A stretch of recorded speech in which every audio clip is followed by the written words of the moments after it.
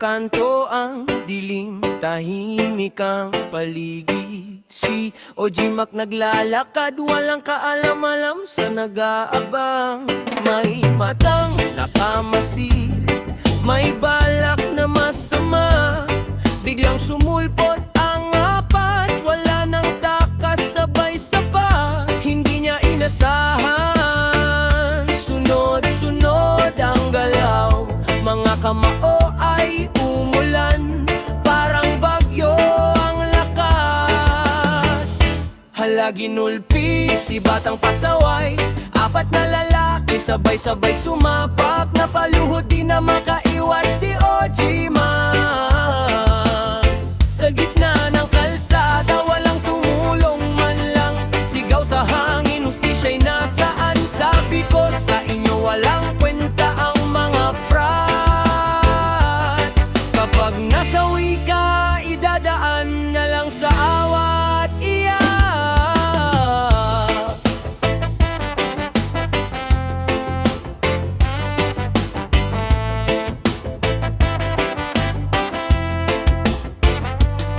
Bawat suntok may kwento, di niya alam ang dahilan. Gigil na suntok, bumagsak sa kanyang katawan. Gusto lang mabuhay, tahimik na dumaan. Pero sa isang iglap, mundo niya'y naguluhan. Sa bawat tama, pilit siyang bumabangon.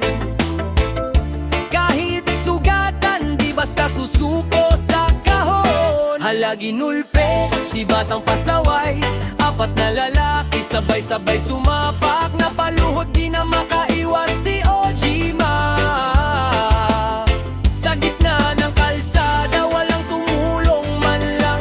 Sigaw sa hangin, hustisya'y nasaan? Sabi ko sa inyo, walang kwenta ang mga frat.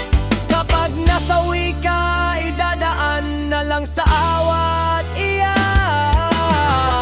Hindi lahat lalakad ay patas sa daan. May mga aninon handang manlamang. Pero sa bawat sugat, may lakas na lilitaw. Si OG Mac babangon, di tuluyang matitinag.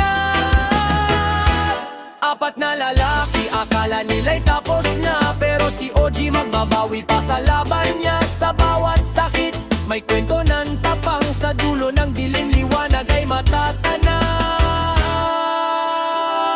Hala, ginulpi si batang pasaway, apat na lalaki sabay-sabay sumapak.